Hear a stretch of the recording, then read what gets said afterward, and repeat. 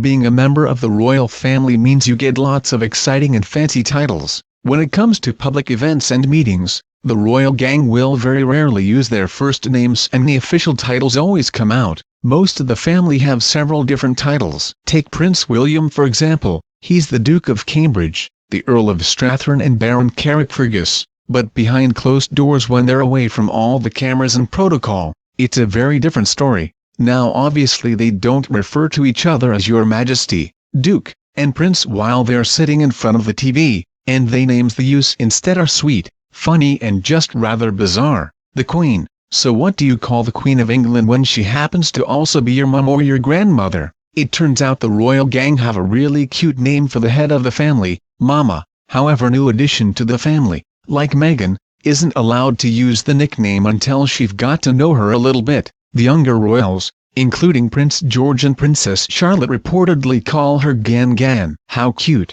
But the Queen's husband Philip has her own names for the Queen, and some of them are just bizarre. Apparently the main nickname he uses for the love of his life is Lilibet, but he also occasionally calls her Sausage. However, possibly the strangest nickname for the Queen is Gary, and she's got Prince William to thank for it. Apparently when he was a kid he couldn't pronounce Granny properly. Columnist Richard Kay revealed how the young prince began calling Gary, Gary after falling over in Buckingham Palace once as a child. Asked who Gary was as she picked up her grandson, the Queen replied, "I'm Gary." He hasn't learned to say Granny yet. Prince William. Princess Diana used to call her firstborn Wombat. He said, "It began when I was 2. I've been rightfully told because I can't remember back that far, but when we went to Australia with our parents, and the wombat, you know, that's the local animal." During his years at the University of St Andrews, there was obviously a lot of interest in the young prince, so to keep a low profile,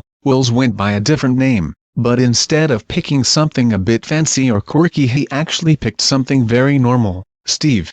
Obviously he met his future bride Kate Middleton during his time at university, so there's a good chance she used the nickname as well. Kate Middleton. We can obviously assume Prince George and Princess Charlotte call Kate Mum or Mummy, and Prince Louis will do the same when he can speak, but it turns out William also has a few little nicknames for his wife. During a day out at the Chelsea Flower Show 2016, Wills and Kate were overheard referring to each other as darling and babe. Kate didn't actually become Kate until she went to university, and she went by her full name Catherine when she was growing up. At school, her nickname came from the class Guinea Pig. Speaking during a visit to her old school St Andrews, in Pangbourne, Berkshire, she explained, "There was one called Pip and one called Squeak, so my sister was called Pip and I was Squeak." When she was a bit older, her friends at Marlborough College called her the Princess-in-Waiting. Her peers obviously predicted her future. Prince Harry. When it comes to the new Duke of Sussex,